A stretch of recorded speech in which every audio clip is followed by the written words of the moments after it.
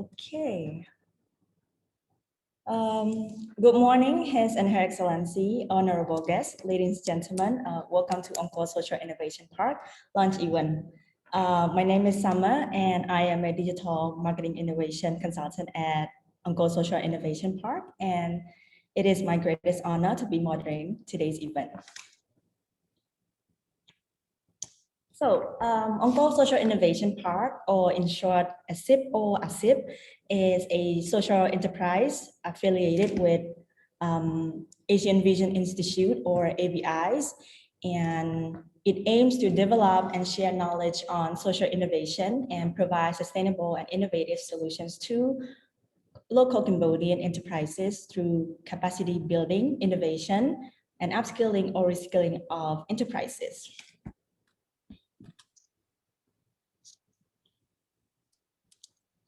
Angkor Social Innovation Park, or ASIP, has three main objectives. One is to conduct research and publication on social innovation. Two is to provide short-term training on social innovation, culture-based innovation, and nature-based innovation. Three is to provide consulting services, such as product innovation, service innovation, digital marketing innovation, financial innovation, and process innovation. So before I introduce our honorable guest speakers, please allow me to brief the agenda of today's event. So first of all, we're having Dr. Chiang Wanrat to deliver an open remark, and then we are honored to have His Excellency Professor Chamketati to deliver a keynote address. And then we have our ASIP advisor, Her Excellency Kiel Meli and Ms. Mausapalin, to deliver a special remark. Then we are having a presentation by ASIP core, consultants about ASIP core services. And at the end of our agenda, we have Q&A session where our audiences can also drop down your question in the comment section below, or if you are joining us live here on Zoom, you can also do so during the session by raising your hand, and then we'll unmute you, and then you can ask question right away. Either the question related to ASIP existence or services, or if you have any question directly to our guest speakers, you can also do so. So His and Her Excellency, honorable guests, ladies and gentlemen, it is a great pleasure for me to introduce our guest speakers for today. So our first speaker is a public policy analyst and government relations strategist. He was honored Young Global Leaders by World Economic Forum in 2013. And currently he is serving as the president at AVI, founder and director of ASIP, adjunct lecturer at Nanyang Technological University, and visiting professor at the Kirirom Institute of Technology. So please join me in welcoming Dr. Chiang Wanrat to open remarks. Please welcome, Doctor. Thank you very much, Summer. Very good morning, Excellency Professor Chamketati, member of the board of AVI, Lokjumtil Kilmali, advisor to ASIP, Ms. Mausapalin, advisor to ASIP, colleagues, friends, ladies and gentlemen. Thank you very much for your support, for your participation and contribution to our mission. Our mission is to deliver impact with innovation. So two keywords here: first, impact; second, innovation. So that is a new kind of model in order to support our micro, small, and medium enterprises in Cambodia, and that is our missions. And as Summer mentioned earlier, we have three objectives: research, application on social innovation. So all innovation, our belief is that all innovation aims to solve social problems, to address social needs, unmet social needs, and of course to serve the interests of the society. So all innovations aim toward society. So in other words, we promote people-centered innovations. So that is one of the objectives in terms of research and publication. And also we will provide short-term trainings to micro, small, and medium enterprises in Cambodia, especially in the provinces. We will start our first pilot project in Project province, and then Siem Reap and other neighboring provinces, because we feel that SMEs in the provinces need more capacity building support than SME in urban areas such as Phnom Penh. So that is our kind of scope of activity of capacity building training programs. And the third objective is to give a kind of consulting services on different areas when it comes to product innovation, service innovation, financial innovation, market innovation, and process innovation. And these kind of services, we believe that will help our small medium enterprises to leapfrog or to be more competitive in a digital age as we embarking on digital transformations. So we believe that after a few years, we can accelerate our impacts and the scale of our activities. We start with our lean, very lean secretariat with 2 advisors and a few trainers, young trainers and consultants. The advantage of having young trainer and consultant is we don't need to go through the process of unlearning. So they will provide fresh perspective and fresh ideas, especially to meet the new market demands and dynamism. So that is the reason why we have a very young team, because they can provide a fresh and a new perspective when it comes to digital business and digital transformations. So without further ado, I would like to congratulate the team, a young team, and express my sincere appreciation, heartfelt appreciation to Excellency Professor Jamkirti for your support. Your spiritual and intellectual support is very, very critical for our young trainer and consultant to move forward. So you are our mentor, and I would like to also thank Look Chung Teo, Kimberly, and Miss Mao Paling for spending times and efforts to help guide us along the way. And we are grateful for your support and your love to these missions. So I would like to end my remark here and thank you once again for your support and wish the team a great success ahead. Thank you. Thank you so much, Dr. Chang Wanrat, for your wonderful speech. So for our next speaker, he is a board member at Asian Vision Institute. He is a medical doctor, science diplomat, educator, and historian with extended experience in digital science and technology, global health diplomacy, nuclear technology policy, and executive education. So with that, I ask that you give your full attention to His Excellency, Professor Chamkirti, and help me in welcoming him to deliver a keynote address. The stage is yours, Professor. Thank you. Good morning. First of all, thank you for inviting me. I'm delighted to be here. Like Dr. Wanrat said, innovation comes from young people. But I'm delighted that he invited an old man like me to join this launching. Innovation means a lot to me from my background, from my experience and my qualification. But first of all, I'd like to extend my warmest congratulations to ASIP founders and team. I'm pretty sure that what you have done with AVI, you will succeed in launching this Angkor Social Innovation Park. My short speech will focus mostly on science technology innovation, simply because my career has been molded on science and technology. In my field of radiology and medical imaging, we started the digital transformation in 1980.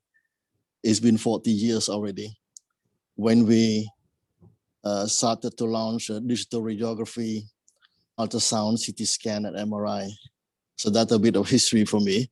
But thanks to Dr. Chiang Manrat, who brought me to AVI. I cannot help but thank of my good friend, Dr. Soxifana. Without him, I think that AVI have not been here. It's a great honor for me to join the board of AVI. So Cambodia actually is entering the era of science, technology, and innovation. There are many, many reasons for that. And actually, with a little bit of effort, we will achieve all the goal of a social impact using science, technology, and innovation. Dr. Chiang Manrat mentioned different type of innovation, but science technology are really good tools for promoting and implementing those social innovation processes. So why are we entering this era of innovation? Simply because Cambodia has a very young population. We all know that. A new mindset, early adopter technology. Now we have more and more millennials in a leadership position, in the government, outside the government, in academia, private sector. And the new generation of students entering university level are not even the millennials. They are from the next generation, from the Generation Z. So there's a great future for Cambodia. I always said on the international arena, when people look at Cambodia, how they wish to predict the future, I think future Cambodia is very bright for only one single reason. The woman fertility rate in Cambodia is 2.4, the ideal demographic profile to produce this young mind for the future. What is left to be done is to organize a proper ecosystem for STI to blossom and to consolidate our education system. Also, we can observe that since I came back to Cambodia 7 years ago, there are more and more PhDs and masters are on the market. Many of them come from abroad, 4, 5, 10 years of study, but mostly exposure to different world that bring a lot of innovative ideas in Cambodia also. Another main factor is the emancipation of women. If you listen to the news, Cambodian women are behaving very positively, embracing the future. You cannot just direct them to do things. They have their own mind, stand on their own feet with their own education and qualification. We see a lot of women entrepreneurs, and that's a very, very good news for Cambodia. And the last point is about technology. Internet technology has been around for some time, but it's accelerating. You heard about all these words, like buzzwords, artificial intelligence, IoT. Now they put IoT with AI. They call AI IoT, AI with robots, virtual reality, augmented reality. All these are tools for the young Cambodian to embrace, to innovate. And the last point on the determinants of a bright future for STI Cambodia is the COVID pandemic. The whole world has been upset by this pandemic, by this virus. But there's one positive thing from that virus is that he is a great reformer of the 21st century. You talk about reform, you talk about digital transformation, and then you wait. But with the virus coming, the virus has pushed us to implement all this digital transformation. It was painful, necessary, but we're moving there. You just look at life in Cambodia, how the services on e-commerce, e-orders of food and many things, tracking people with COVID, etc., boosting. Have you seen that a new vaccine technology in 6 months, new vaccine came in? Without new technology, we wouldn't be there. In the past, it took 5, 6, 10, 40 years to have a vaccine, but this one is done in only 6 months. So the impetus for innovation had never been strong, and the impact on society will follow. So I'm quite optimistic with that. And ASIP is really coming at the right time. So what is the innovation landscape in Cambodia? There's a lot of hurdles, but the mindset of young people is there. The political leadership at the top believe that science and technology are important, critical to reach the high income level in 2050.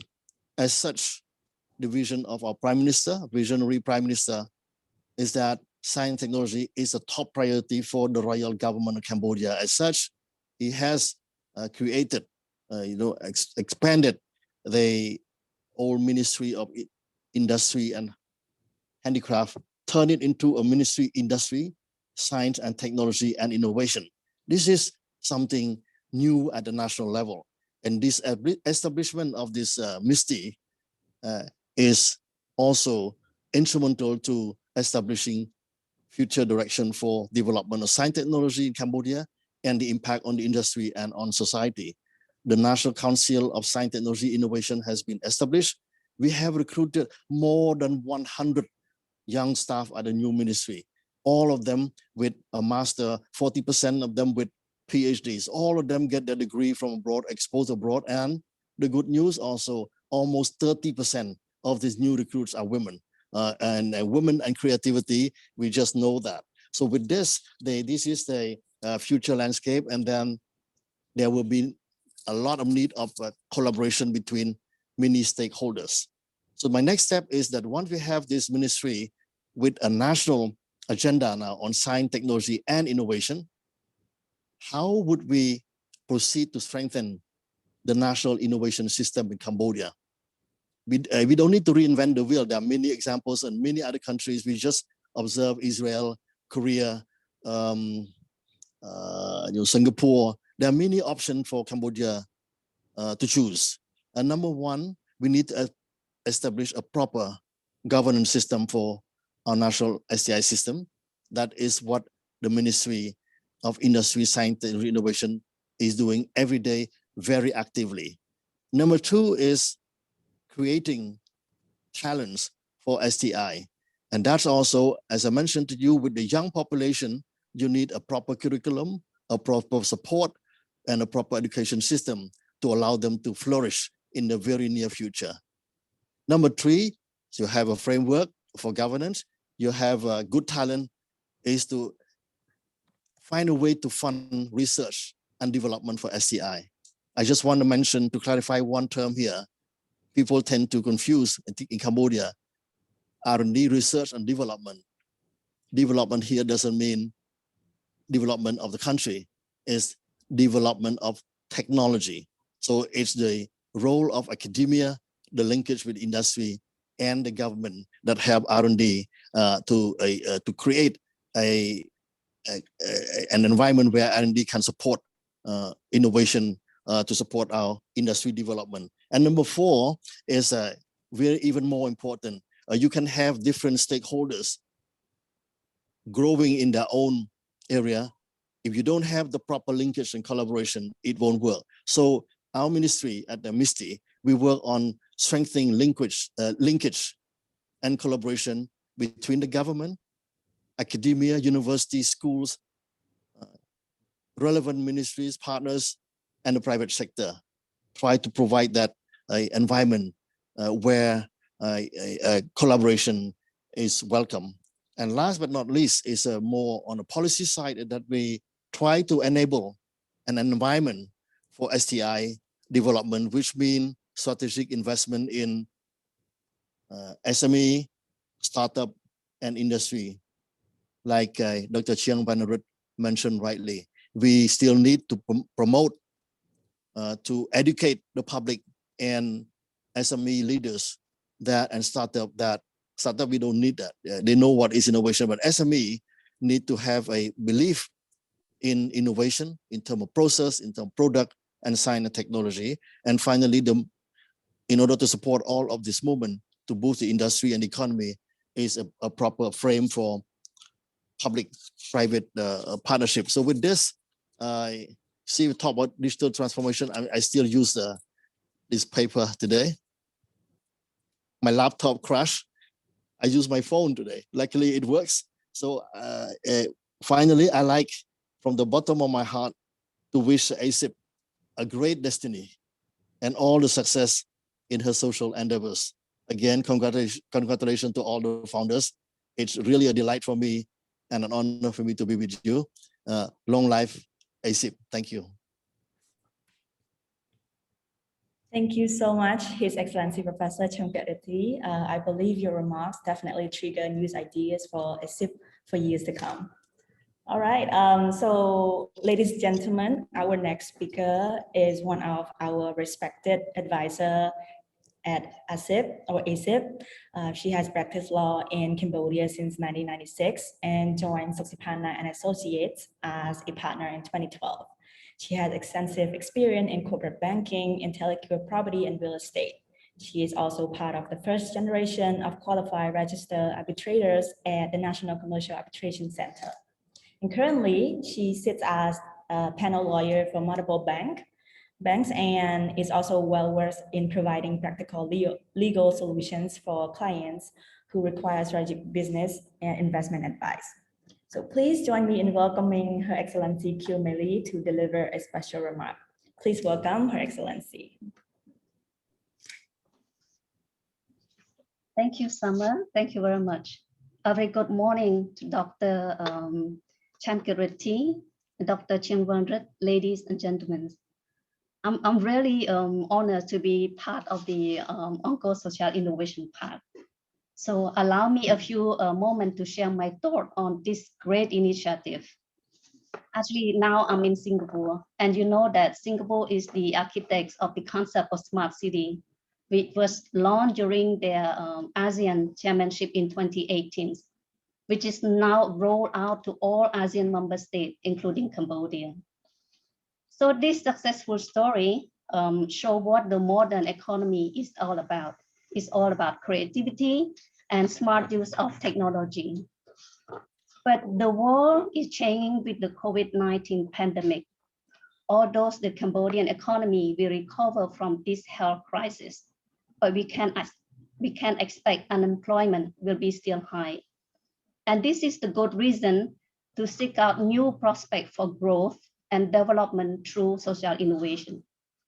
That's why this ASIP initiative is so important. And as the social enterprise affiliated with Asian Vision Institute, we aim to develop knowledge on social innovation and provide sustainable and innovative solutions to local Cambodian enterprise. It is such an exciting prospect for young researchers and entrepreneurs to be fully geared to search new knowledge and technology that can offer enormous potential to promote economic growth, create jobs, and find solutions to major challenges like increasing poverty and other social issues. But new knowledge and its application have little regard for national border. And I believe many of our young researchers will be bold enough to think of projects that can be scaled up. I applaud in advance this effort. I'm of the view that the lifeblood of innovation is freedom. Freedom to experiment, freedom to fail and try again, freedom to work with anyone, and freedom to think outside the box, whether we are talking about social, culture or nature-based innovation. So we are at ASIP are constantly seeking to better understand the new reality of globalization and how to work together to mobilize resources from stakeholders at the national and local levels to support SME and foster technological learning, upgrading, and innovation. We are looking also for development partners who are interested in promoting research and knowledge sharing on social innovation and strengthening the innovation capacity of local Cambodian enterprise, especially micro, small, and medium ones. So one of our central tenets of ASIP is innovation and entrepreneurship. Education can develop entrepreneurial mindsets and entrepreneurial capability, and entrepreneurship matter for inclusive and sustainable development.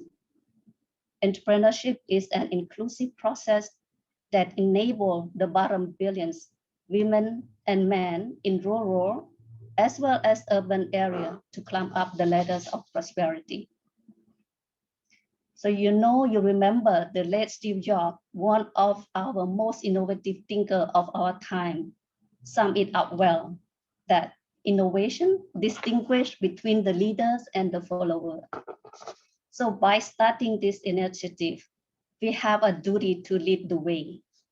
For innovation is not a list of projects or programs, but it's a mindset that demands a constant focus on innovation in everything we do.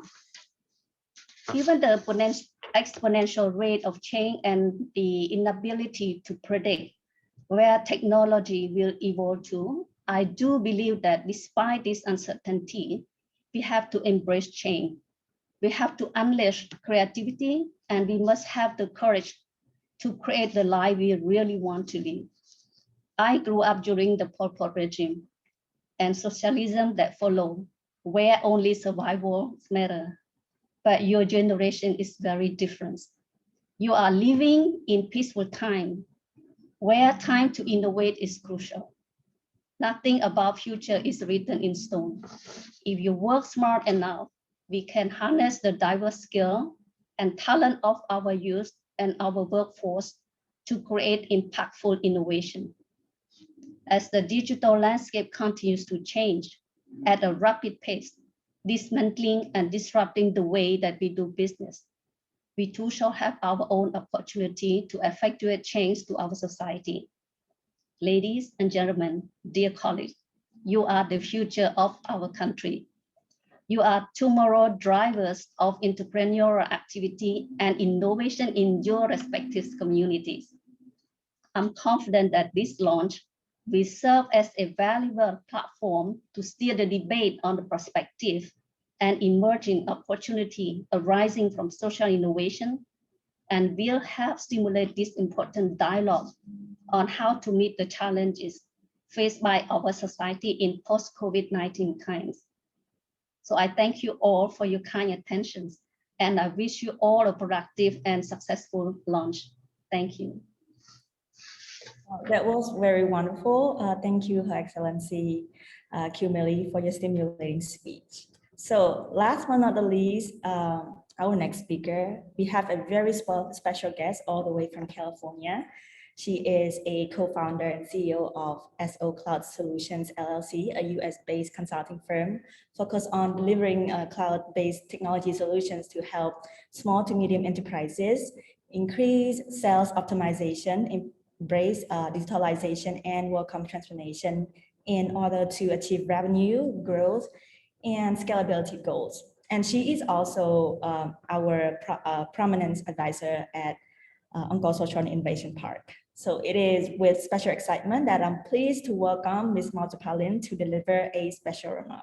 Please welcome Ms. Marzapalin. Great. Well, His Excellency, Her Excellency, doctors, founders of and the team at the Angkor Social Innovation Park. I am Sophie Mao, and it's such an honor to join all of you from California. And I just have a few thoughts that I want to share with everyone, but I just want to first of all say how very honored I am to be an advisor for this just incredible initiative that has been started by the team. I just have a few points. I think for the first thing that I want to comment on is just this whole entire pivot towards innovation and what innovation really means, and how do you cultivate this culture of innovation and the culture of innovation within a nation, within a community, within a specific demographic. And so I think that innovation is very key. And as our distinguished speakers before me just mentioned, innovation is so crucial in every single part of the journey, whether it's a personal journey, professional, business, nation building. Innovation is that creativity. It's that looking for an opportunity to make something better, to serve a purpose, to serve others. And so as all of you are getting started on this journey, I want you to always remember that the value of innovation is that it's going to serve something, whether it serves a community, it serves the people, it serves a nation. We really must think of innovation as a vehicle to get us there. If one thing doesn't work, you always have to be resilient and persistent to really make sure that you're really thinking outside of the box, as Her Excellency mentioned just a minute ago. I think also too, it's such a critical point in the history of Cambodia. Now, I myself, as you can probably tell from my speaking of English, I actually grew up here in the United States. However, I'm very proud to be Cambodian. I am Khmer at heart. My DNA is Khmer, although I did spend the entire duration of my life here in California. I did get the opportunity to live and work in Cambodia for 2 years in Phnom Penh. So I have first-handedly seen the innovation in Cambodia, whether it's small business owners or whether it's enterprises that are embracing digital transformation, or whether it's all of you who are using Facebook and Instagram and TikTok to basically scale your business and really embrace digital marketing and social media marketing. So I am just so proud of what has happened there. Also, I think I want to mention, and I think His Excellency mentioned it earlier as well, regarding the emancipation of women. As a Cambodian daughter, a Cambodian woman, again, although I did not grow up in Cambodia, I did grow up in the United States with very traditional Cambodian values of a role of a woman. And so I do very much understand kind of the role of women. And just right now, it's just such an incredible time. I think that Cambodian women are some of the most brilliant, innovative, resilient, just incredible, whether it's leading the family, running a household, or running a business, or becoming entrepreneurs as government officials and leaders. I think that it's just tremendous what the contribution of Cambodian women have done for just the whole movement.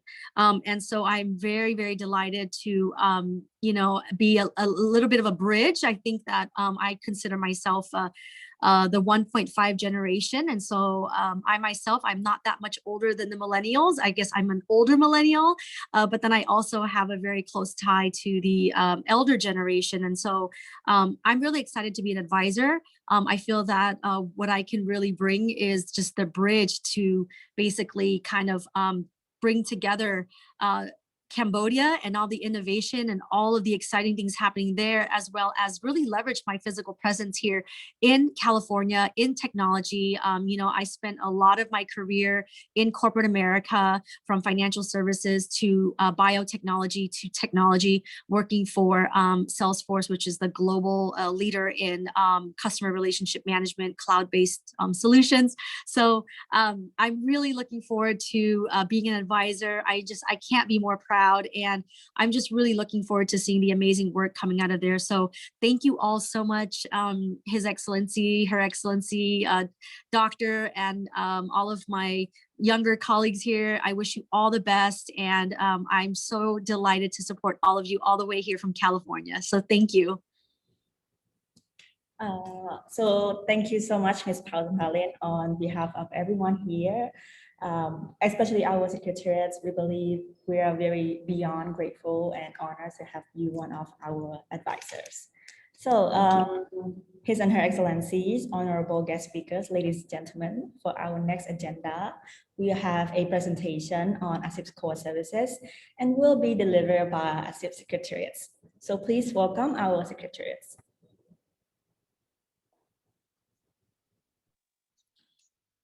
So, good morning, very good morning. I'm kind of a little bit nervous actually. So first of all, I would like to introduce myself. So my name is Charapot.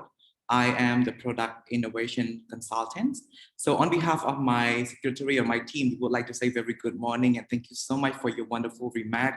And we have learned a lot from you and we're happy to have you as our advisor and our guest speaker for today.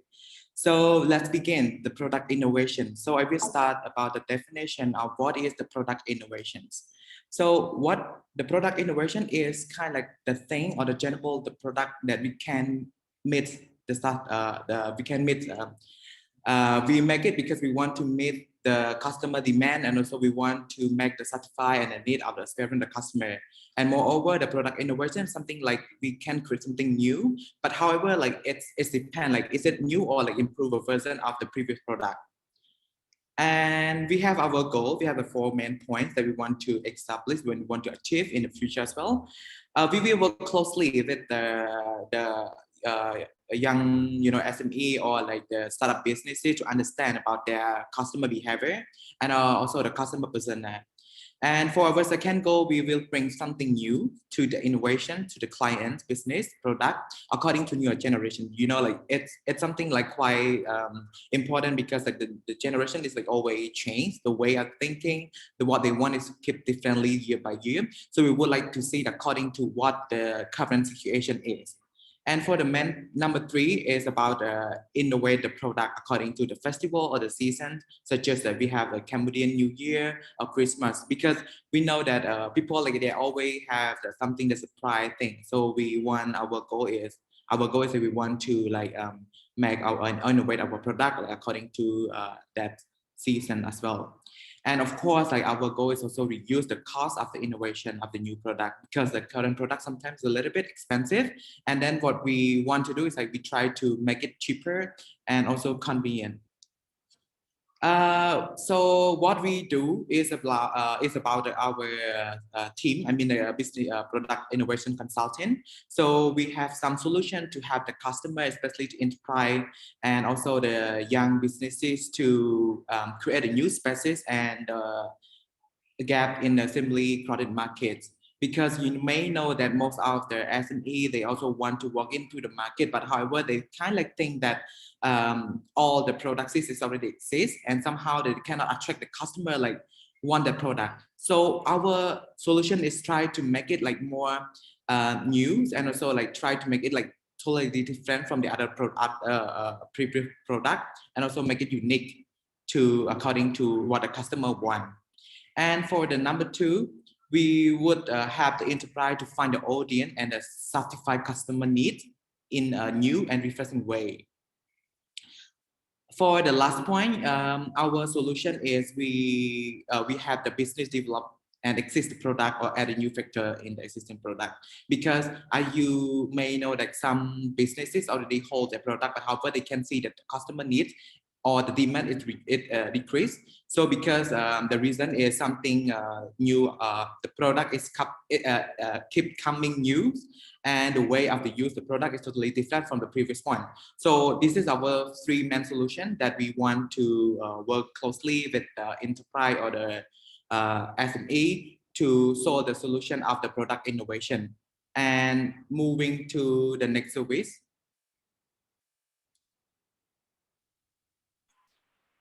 And good morning, His Excellency and Her Excellencies and guest speakers. My name is Chung Chan Panya, and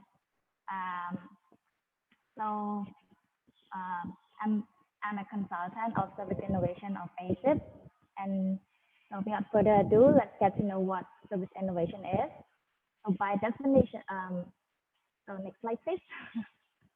By definition, the service innovation is the process of continually making service better in hope to meet and surpass customers' expectations.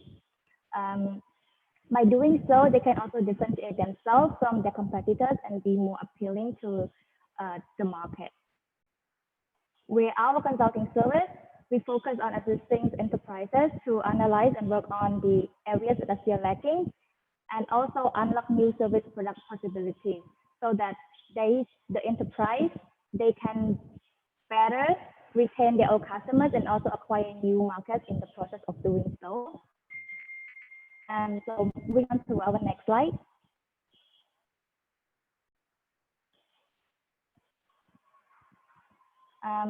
Throughout and by the end of the consulting service, enterprises will be evolved to 3 things. The first one is they will be evolved to meet the customer service expectations. Customer service expectation is always changing, growing, So it is the enterprise role to catch up and fulfill the demand. Second thing, the enterprise will be able to explore the potential new market that the enterprise may have neglected in the past. The third thing is that enterprise will be able to deeply understand the customer needs, and thus they can make suitable changes and modifications on the service, so that those services can create greater impact, higher customer engagement, and also a more positive customer experience. Moving on to our solutions. In order to achieve those three goals, we will be working closely with the enterprises to study about two main things that include customer groups and also available products and service of the company. By studying the customer group, we will analyze about their needs, expectations, and experience that they have in the past with the brand or the company. Then we can analyze if the available products, including the goods and services, are enough to fulfill the expectations and demand of the customers. If they are still not enough, we need to find out what are the areas that are still lacking. And after everything has been analyzed, we will work closely with enterprises to help them come up with a new service or modifications to make the service better and cover those neglected areas. And that's it for service innovations, and moving on to our next service. Hello everyone, my name is Onpotirot and I am one of the ASIP secretaries. First, I would like to express my sincere gratitude to Dr. Chin Wanrat, Dr. Vati, Bong Polind, Yami Milia, and fellow colleagues for your presence and wonderful presentation today. This could not have been done without your involvement. And now, I would like to introduce you another one of our consulting services, digital marketing innovations. Right now, we are currently living in a digital era where almost every person has access to the internet. That is why digital marketing has become a powerful tool, or leverage you might say, to bring value to the market.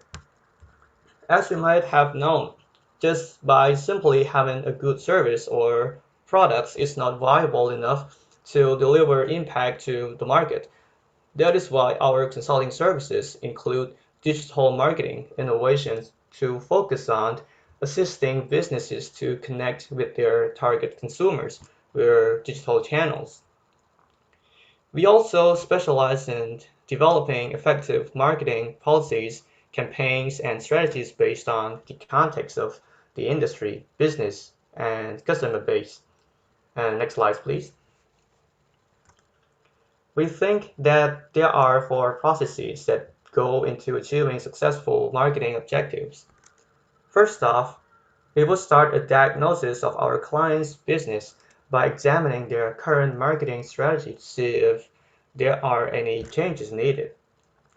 Then, through our market research and analysis, we will try to propose a new marketing strategy to help our client's business become even more acknowledged in the market.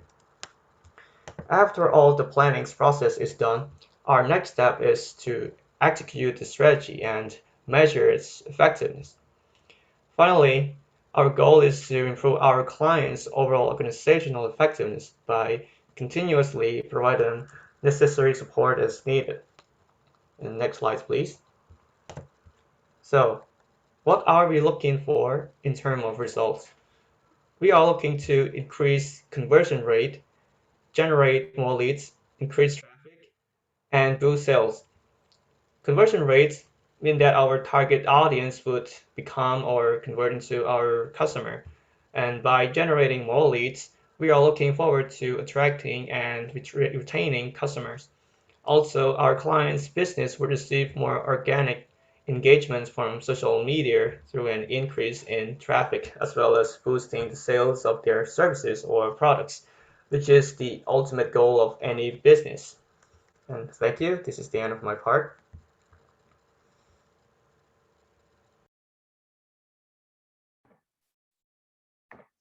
So good morning, everyone, and I am Chochoravin, and I will be presenting about financial innovation. First of all, what is financial innovation? Financial innovation is the process of advancing innovative financial tools or services. And financial innovation is mainly focused on using the innovation of financial systems, financial instruments, risk management, technologies in order to improve the financial performance. And the question is, are there any financial innovations in Cambodia? The answer is yes, there are many existing financial innovation tools in Cambodia, such as ATM, FinTech, credit card, and so forth. And as we all can see, all of these tools have made our life so much more easier and more convenient. And most importantly, it plays a very, very huge part in smoothing the financial process in various types of company. And that is the reason why we have financial innovation as one of our core services. Next slide, please. So these are our main goals, our three main goals. Firstly, we aim to reduce the financial risk. Secondly, we aim to increase the efficiency of the business. And thirdly, we targeted to promote the ease of consumption and investment decisions.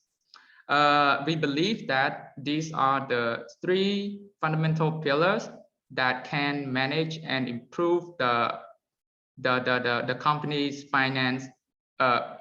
financial performance. And next slide, please. How are we going to achieve all of these goals? To accomplish all of these vital goals, we have come up with three effective solutions. First of all, we are going to introduce our clients to updated financial instruments. For example, a credit card. A credit card normally can increase the availability of the credit to businesses, and that allows the business owners to spend their spending. I mean, to smooth their spending process over a short period of time. What I mean by that is when despite not having enough capital, the business owners still manage to purchase what they need for the business, even though the revenues do not cover the cost. And secondly, we are going to develop a good financial plan. Normally, a financial plan includes the detail of saving, debt, investment, insurance, and any other elements of finance. Undoubtedly, a good financial plan can lead to decreasing the financial risk since it shows the company's current performance financially, and it forecasts the financial goals, and especially it can tell the business owners how to achieve all of those goals. And last one, it is analyzing financial statements, and this is very critical for decision-making purposes. And that is the end of my part. So let's move on to the next service. Yay, and last but not least, we have process innovation. So good morning, His Excellency and Her Excellency, ladies and gentlemen. Before we start, I would like to introduce myself a little bit. My name is Chisakon Dewi, a junior at Kiritum Institute of Technology. So what is process innovation?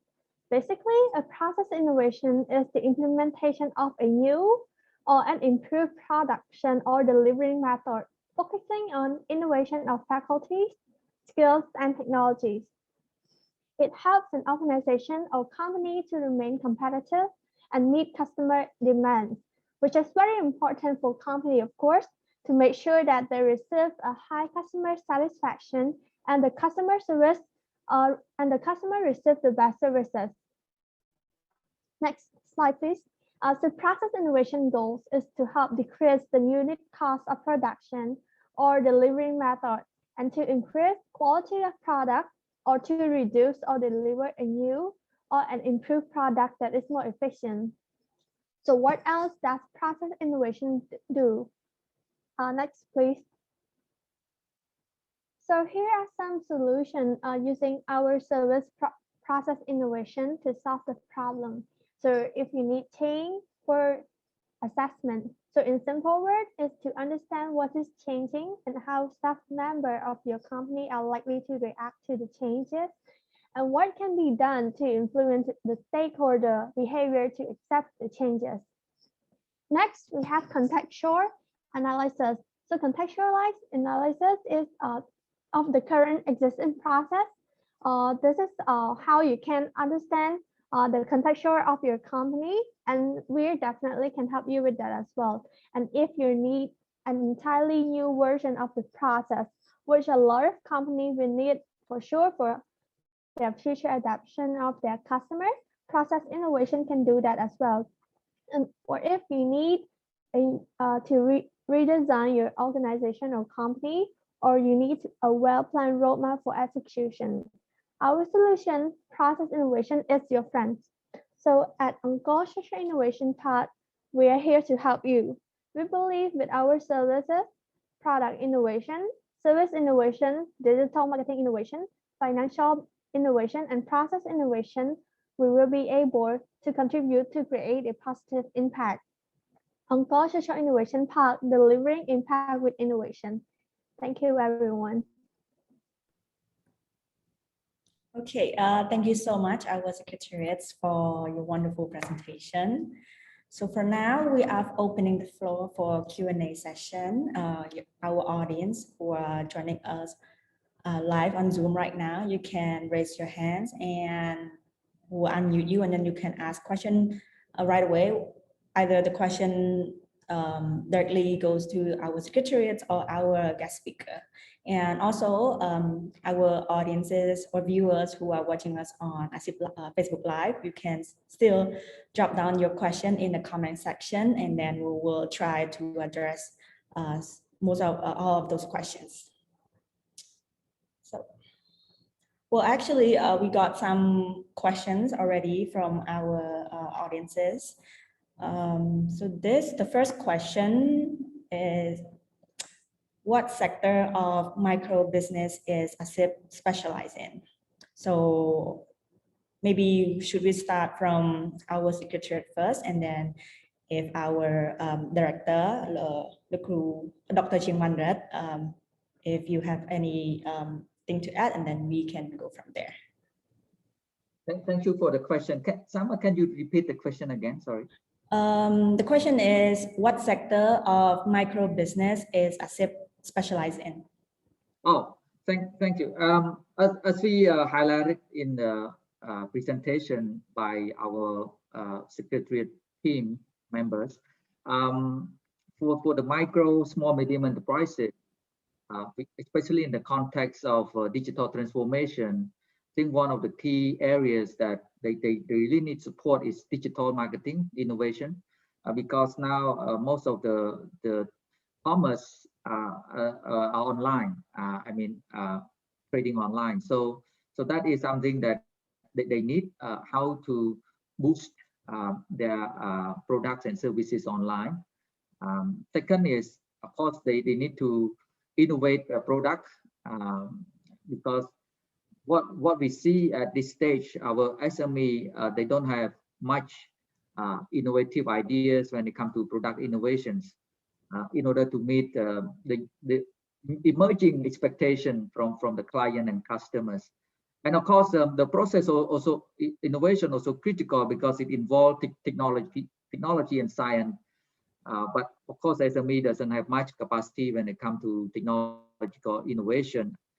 But at least we can offer support under the framework of public-private partnership, for instance, how to connect with the other stakeholders, especially the government institution, in order to support some of technology to SMEs.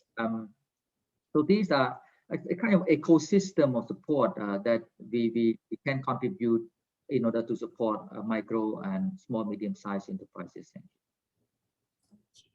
Thank you so much for your answer, Doctor. So for our next question, it's also goes toward the ASIP as well. So which sector or demographics does ASIP prioritize? Our secretariat or?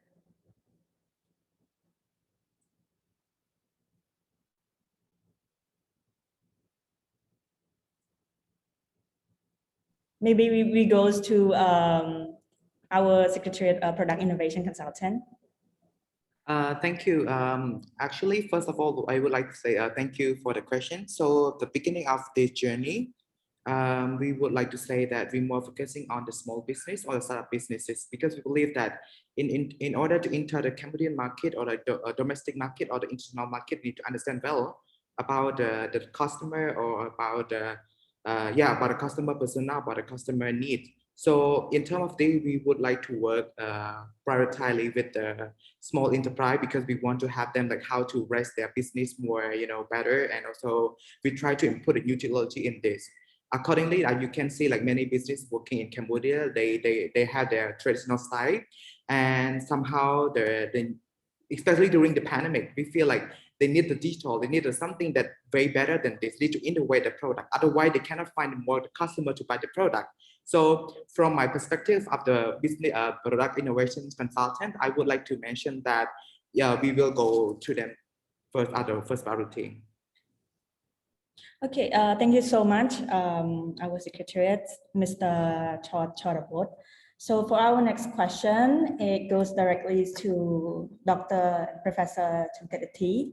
So the question is, how can the government do more to support innovation? Thank you for this important question. As I mentioned in my speech, that the Ministry of Industry, Science and Innovation is quite young, it's just 1 year old, but we're working very actively. I can reassure you that under the leadership of His Excellency Senior Minister Champraset, many things have been put in place. We are finishing the STI roadmap with the support of UNSCAP. The document is ready. We are working on another project to support STI ecosystem in Cambodia with the support of UNESCO called GoSpin. And also we are drafting and about to finish the agenda for STI in Cambodia. So I believe that within the next 3 to 6 months, we have a proper a framework for drafting more policy that will support the growth of a SME based on innovation. So I would encourage I have no expertise in management of SME, but from my colleague at the ministry and other relevant ministry, I have heard that we try to encourage more SME to register at our ministry, because once you register at the ministry, you will have information from us to support all you need, any question about innovation framework, and hopefully in the future a proper funding to boost this public-private partnership. Thank you so much, Professor, for your answer. So our next question, this question, it goes to our ASIP advisor. So since Her Excellency Q Mei is currently residing in Singapore, and also Ms. Mao Palin is residing in the United States of America. So the question is, since those two countries are considered developed countries with highest economic performance, so the question is, what do you think are the critical lessons that Cambodian SMEs should learn from?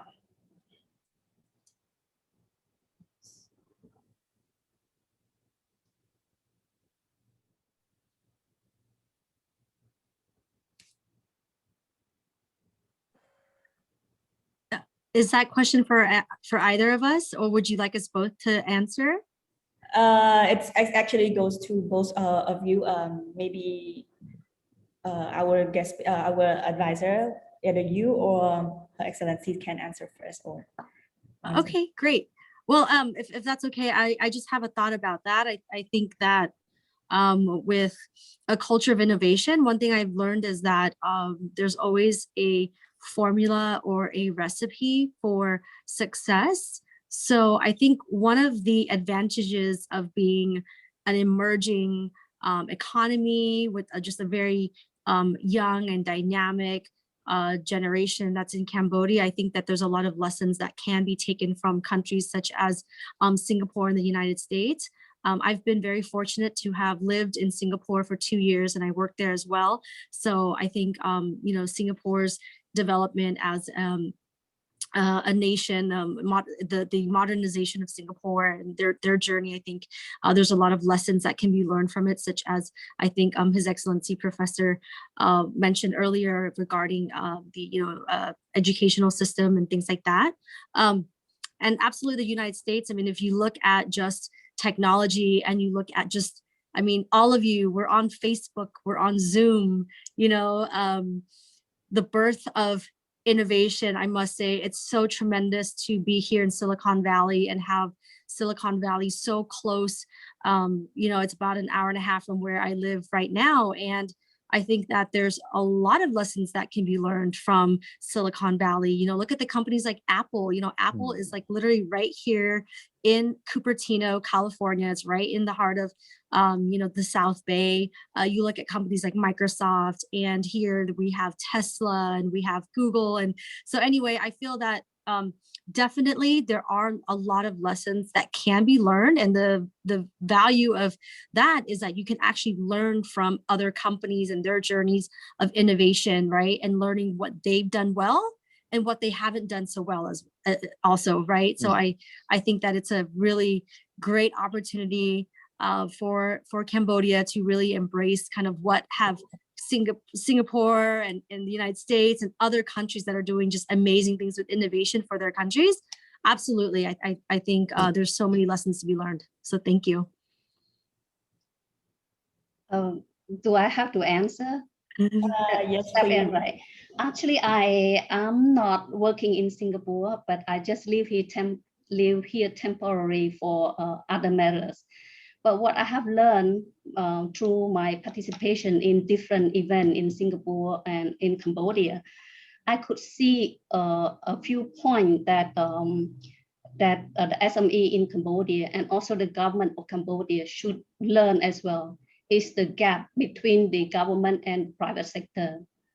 What I want to say here is that whatever the government in Cambodia decide or issue any policy, the private sector don't really know well what happened there. This is the thing that we have to bridge that gap, to eliminate the gap. This means that they have to work together. And the second thing that it's boiled down as well to the education system in our country. For young generation, it's different. Your generation, you are like, you know, you're there to ask, you have a critical thinking. But the old generation, the critical thinking is not enough. See, when like, particularly when I joined in an event in Singapore, right, I noticed that a lot of people ask questions, you know, they participate, but some of our Cambodian just like absorb, you know, just listen, but they are not to participate, they are not to ask questions. This is the experience, the lesson learned that I want to share, and I want to encourage the SME start getting involved more. And when the government organize any consultation, meeting or conference, participate, provide your opinion until your voice has been heard. Thank you. Thank you so much, Her Excellency Kilmeli and Ms. Mas-Palin. So now we're going to our audiences. So can I say something? Can I say something? I raise my hand. just to take on to follow what Lukim Millie has said, almost a quarter a century ago, I was professor at the medical school at the National University of Singapore. And what Singapore went through by that time is very relevant to Cambodia in terms of innovating our education system. By that time, it was the factual opinion of the government of Singapore that the training of doctors was not as the government wished to be, with critical thinking and also skills in what they call clinical research. And I have been instrumental to the innovation of the curriculum at the medical school then by bringing the Canadian model of curriculum called problem-based learning. And it had been at that time quite appealing, because after we have implemented successfully the problem-based learning at the medical school, I have been invited to many secondary school, polytechnic, to try, they wish to learn about that. So, and we look at what happened now, 20 years later, there's a lot of changes in the research environment in Singapore.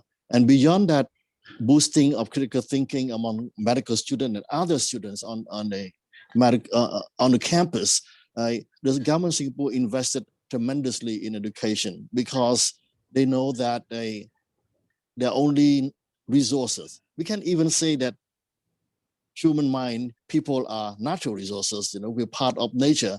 So investment in that. So Singapore is a good lesson learned. You may wish for young people, SME student who attend this workshop, you may wish to visit the E2 STEM program at Yukontor School, where I been working with Dr. Amy Seet, a former Minister of Education in Singapore, who has founded that program that boosts creativity and critical thinking among our Cambodian students. When exposed to proper environment, our Cambodian students are not less smart than other. Children are all the same. You need to provide the environment to boost their creativity. And that about Singapore. But I like to mention also about China. China is moving fantastically in terms of creativity, scientific progress. You know, if you look at the productivity of scientists in China has made history. In January 2018, just more than 3 years ago, for the first time ever in the history of science, Chinese scientists has published more in Western journal, top journal, than the American, and also they publish more the scientific paper in Western journal, more than the combined production of all Europe country put together. And I have been several times to Shenzhen, which is the also called the Silicon Valley of China. You look at all this company over there, Tencent, WeChat, Huawei, R&D for drone, they're very, very advanced. And the students there are absolutely exposed to all the innovation. And you may not know that actually 40 Cambodian students are studying at the Southern University of Science and Technology, a new university. They are doing very, very well. I have been instrumental to the selection for scholarship for them. 40 of them are there now studying science and technology. So that Cambodian student put in a right environment, they can succeed as much as Singaporean, American, or other student. So the key to success in innovation with impact on society that you expect from ASIP is a solid, a very thoughtful, long-term goal for the investment in science technology and in education. And if you think, that investment in equipment at school, technology at university is expensive, try not to invest. The cost will be even more expensive. My message here today is that, particularly today, to the young generation, that you should continue to invest, to learn about science technology, but use a critical thinking. Think also of the ethics of science technology. Innovation comes science technology, but the ethics of application is important. Facebook is good for the distributing social media, but Facebook create a lot of headaches. Millions of children across the globe has encounter mental issues. So parents, teacher, make sure that when you use all those social media, that there's a good side, but also don't forget the side effect of Facebook, that at the end of the day is about a human factor, that ethics, that science technology should be the servant of society and not the reverse. Thank you. Thank you so much, Professor, for your answer. So we're going back to our audience. Ms. Danali, I see that you were raising your hand. So if you have any questions, please ask right away. Thank you. So I have two questions. First question to Dr. Reti. So since I heard you mentioned a lot about like our young graduates from abroad, so I would like to ask question: how do you see Cambodian in the next 10 years, developed by embracing the innovations established by the young generations? And the second question is to Dr. Waneret. So what is the next step of Angkor Social Innovation Park, like after launching this event? Thank you. Good, thank you for the question about the future, about young people in Cambodia like you. I can summarize in one word: a lot of hope. You are the future of this country. You must invest. You must be disciplined. You must be focused. You should practice with ethics, responsibility, competence, and a lot of a drive. Seize the moment. When you are young, creativity is very high. Dare to think, dare to do. And I'm very, very, what should I say, relieved and appeased at my stage of my life when I see young Cambodian people. Despite my busy schedule, I teach university students twice a week. I'm very close to the student, and I can say that this young generation is well informed. You have the tool, smartphone. We're talking about shortage of teacher, and which I agree.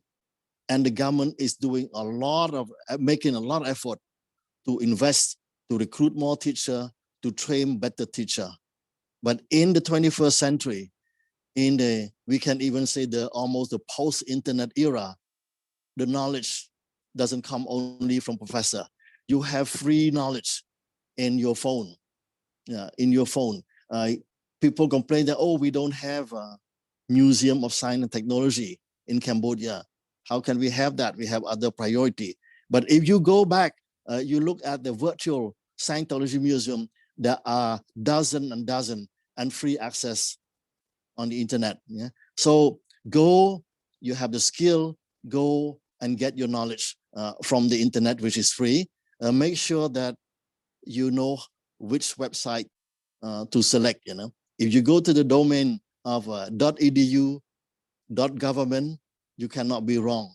But 90%, 95% of the content on the internet of dubious quality. So-called information in the Facebook of dubious quality. You must find a way to read, go to the sources, become critical. Don't take information at the face value. The future is in your hand, and I have only hope, and the future Cambodia is bright as long as everybody works together toward the same direction. So I congratulate you. I'm very happy. I'm very pleased to see how young people are working hard and committed to the development of harmonious and prosperous society, and keeping in mind that the ethics, high standard of moral will guarantee future prosperity of Cambodia. Thank you, and wish you all the best. Thank you, Dana, for the for the questions. And I just would like to add on to Professor T that I think most of us are energized by young generations. And I think as Dr. Till merely mentioned in chat box that mentoring is also very important and critical. You need to find mentors, coach, and learn from each other. That's why Professor Champerty, Dr. Till merely, and Pauline can be our mentors. We can approach them to get advice and guidance and inspiration, because I used to talk with our chairman, Dr. Saksipana, that I'm not I've reached at the age that I have a strong wisdom like you. So age also important, you know, age equal to wisdom.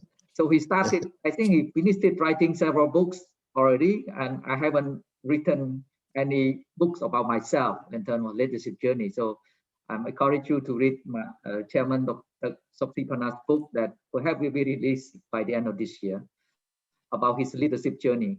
So age also important. When you have experience, you gain experience, you have more wisdom to share with younger generation.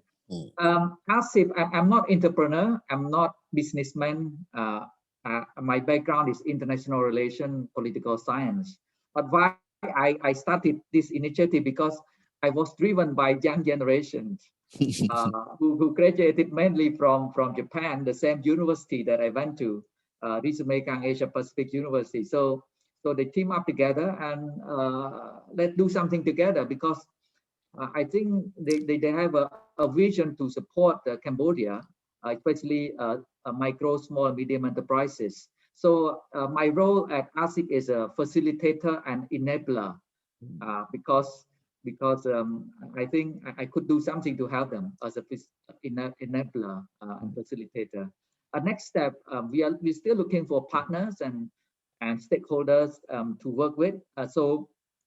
They aim to provide free services to micro, small, medium enterprises. But of course, we need to seek financial support to for our secretariat to run a kind of lean organization, a small scale, so big. That small baby step first, and then we scale up our operation activity. So that is the next step. So looking for financial sponsors and partners, so that our training activity can be implemented very soon in order to support micro, small, medium enterprises. So it will be free of charge. Some people have asked on Facebook that whether it's free or not.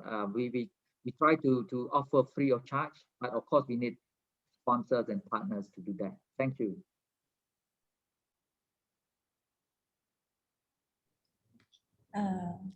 Thank you so much, His Excellency Professor Champerty and Dr. Ching Wanrat. So for our next question, we're going back to our advisor. This question, it goes directly to Ms. Maus Palin. So the question is, how could cloud-based technology help companies to innovate? Sorry, the first part of that question again, is it am I reading it? Should I repeat the question again? Or? Yes, please. Can you please? I missed that first part. So the question is, how can cloud-based technology helps companies to innovate? California-based companies? The cloud-based. Cloud-based. Well, I think if you look at just the way that the United States and a lot of the businesses here have innovated, I think that any business, it doesn't matter if you're a small business or you're a large enterprise, you absolutely have to have a cloud strategy. I mean, I think the COVID-19 pandemic really provided that validation that you have to have a cloud-based strategy. Sure, you could do things the same way you've been doing for 20, 30 years. You can still use paper, but really how relevant will you be? How scalable will you be? And how will your revenue grow? And so for me, I think I'm very passionate about that. I think I have firsthand-handedly seen how using cloud-based technologies can actually take your company's revenue or maybe service commitment. It's so crucial. I think it's important to start small. I don't think that you can bite off more than you can chew, but absolutely, I think that every single company, I don't care if you're an entrepreneur or as we say here in California, you're a solopreneur, you really need to look at cloud-based solutions. You could start with Google Cloud. You could start with, having a basic CRM for your customer relationship. You can start off by using QuickBooks for your accounting, because cloud-based allows you to be anywhere and still run your business. And so you should be able to, as a business leader, as a business owner, as an entrepreneur, you need to be able to run your business from your phone.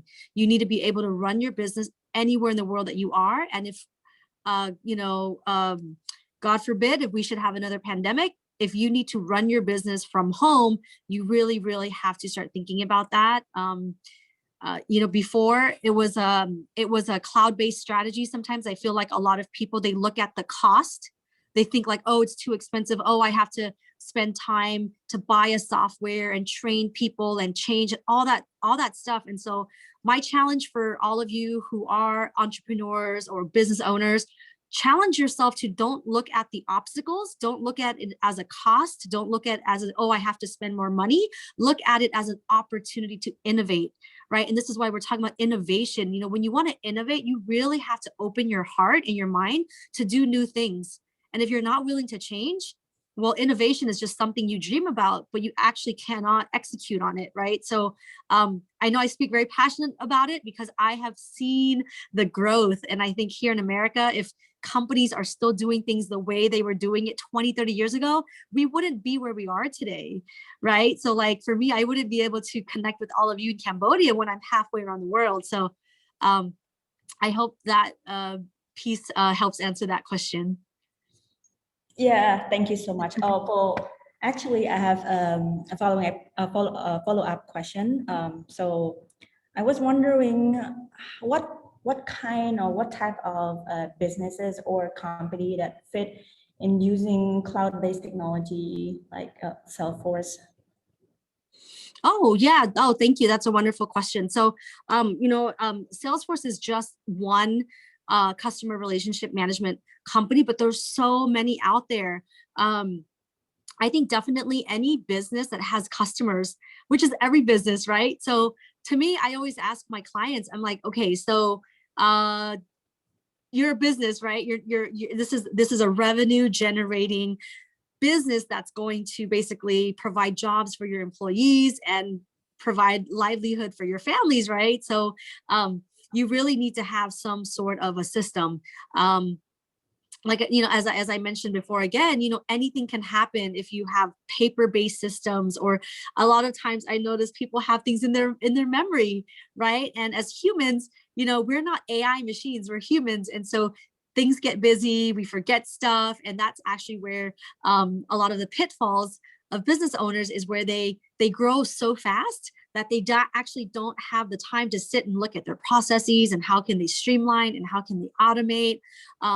But I think that, any cloud-based solution is going to help you, whether it's digital payments, whether it's like, look at the pandemic. I lived in Cambodia. I lived in Phnom Penh during 2020. I was in Cambodia for the entire year when Phnom Penh, we were going through the global pandemic.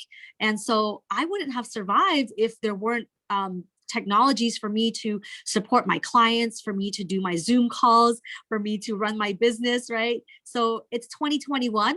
And if you don't want to embrace cloud, well, you really need to ask yourself, is your business really going to survive? Right? A lot of us, we are in business. We want to stay in business.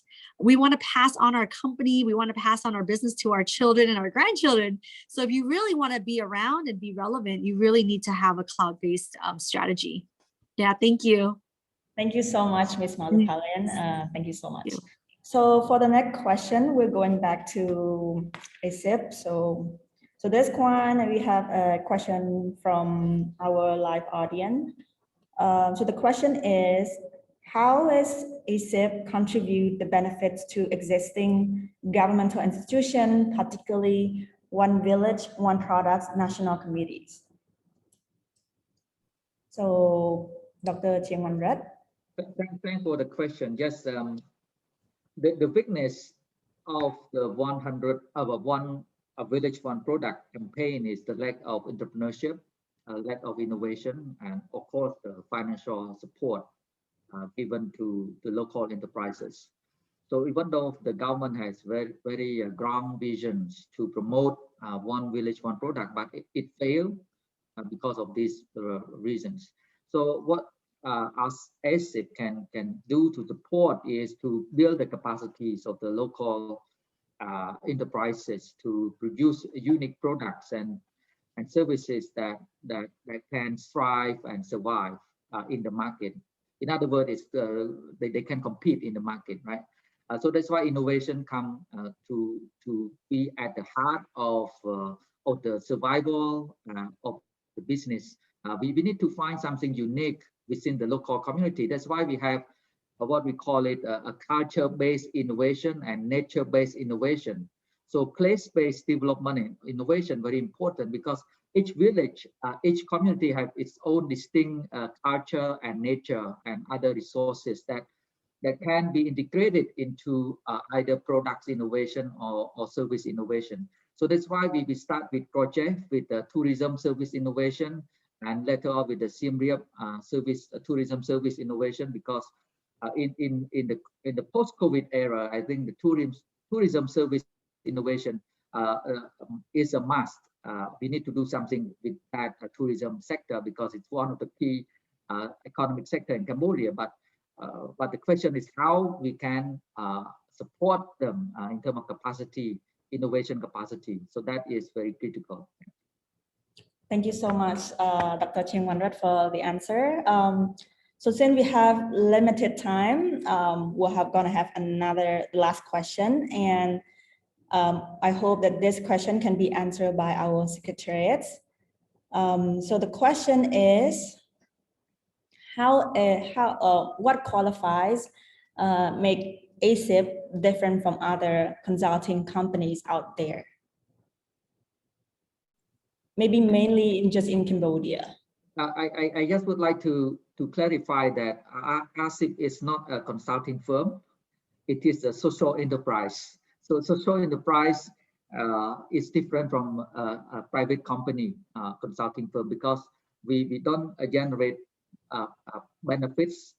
We work with partners in order to deliver training, research, and impacts. Of course, we